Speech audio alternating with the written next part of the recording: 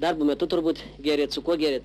Aš nieko negeriau, darbę biškai truputį išgeriau ir važiavau namo. Aš norėjau mėšlo pasivežti, bet su sąlyga, kad mėšlo negavau, važiavau namo. Važiavau namo ir mane sustabdė.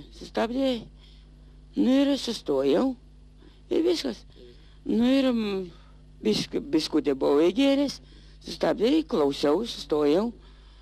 Na, Juozai, kiek jūs išgerėt? Išgėriau, na kągi, 2 stiklinės išgėriau. Degtinės vyno? Na ir vyną išgėriau, 2 stiklinėlės mažiutės tokias.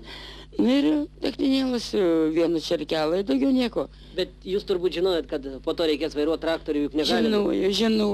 Žinojau. Su kuo jūs gerėt? Gal draugus tuos prisimenat? Žinai ką, aš nepažįstu tų draugų.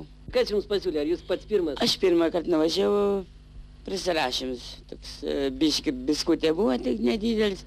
Tai jūs pradėjote dirbti toje statybos aikštelėje pirmą kartą, šiandieną pirmą dieną? Tai aš ne apie pirmą kartą, 2 kartą jo dirbu. Na, o prirašymas pirmas buvo tik tai? 2 jau. Ir 2 kartą prisirašėt? Ne, 1 kartą tik prisirašiau.